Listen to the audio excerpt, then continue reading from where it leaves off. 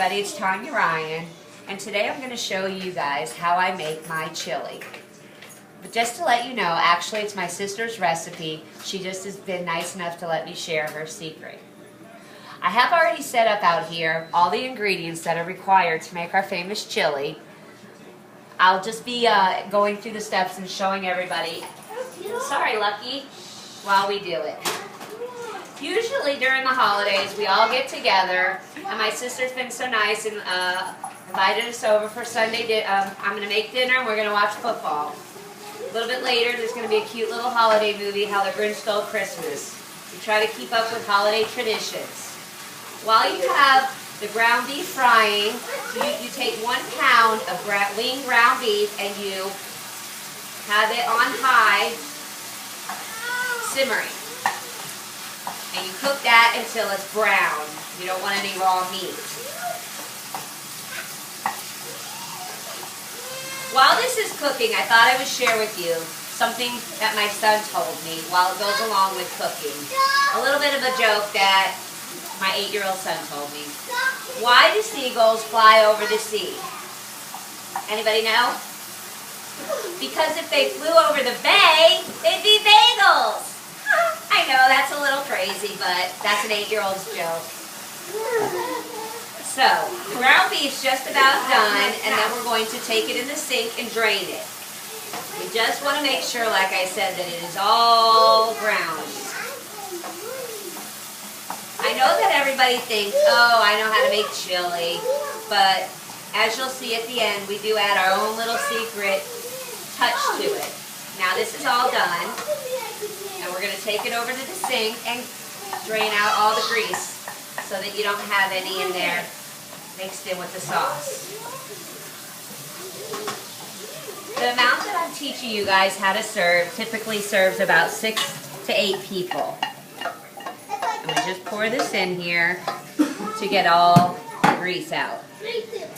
I also go ahead and run it over the cold water to get the excess grease. We were sitting down trying to figure out, because one of our favorite pastime movies is the National Lampoon's Christmas Vacation, which is actually kind of like a mini version of our typical family. The only thing we couldn't figure out is who is the Cousin Eddie in our family. Now all that is done, and we're going to drain all the excess water. We have a large pot over on the stove that I'll bring over here and pour in the ground beef. Then what you're going to do, once the ground beef is in, you want to make sure and have the stove set on a low setting. You don't want to burn the sauce. You're going to mix in 2 cans of Hunt's tomato sauce. The recipe also calls for 1 can of chili beans, and you don't drain the sauce. You want to add all the extra sauce and juice because we like our chili kind of like a soup. That's the first can. Not exactly your Julia Childs, but I'm trying to be better at cooking. And my second can real quick, sorry. And you're going to add that in and stir everything around.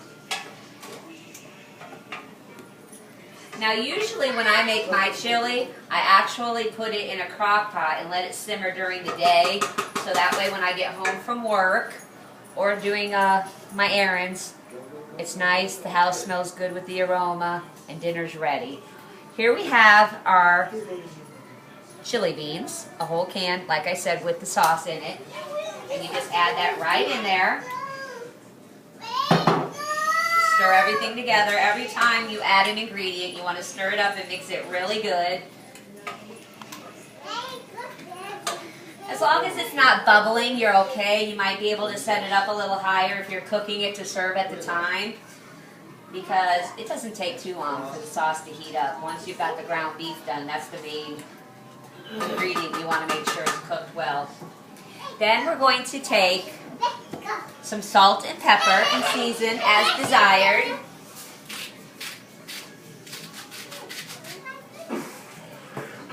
little bit of pepper. I like to use the brown kind. And the secret recipe, sugar. We like to add sugar in the chili. Now, you can do it to your liking, but we like to add it probably about 2 cups of sugar. Stir it in really good so that you don't have any clumps. And the final ingredient, I don't want to forget, is 2 chili packs, McCormick mild, or they have hot, whichever your liking is. But with the kids, we like to keep it mild.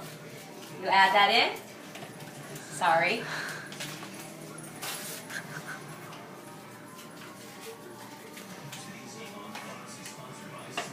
Stir it in really good, and I'll show you in just a second because you don't want any of the powder in clumps. That would not taste so well.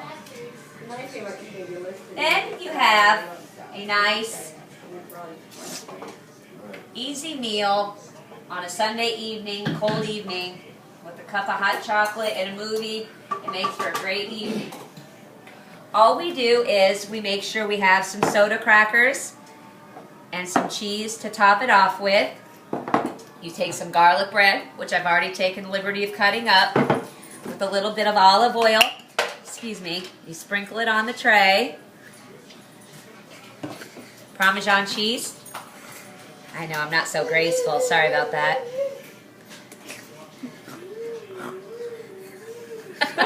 Our family's funny. We all snort and everything. A little bit of salt and pepper, and you are set for a nice, light snack or Sunday afternoon dinner. Thank you once again for coming into my home, and you have a wonderful evening. Happy holidays.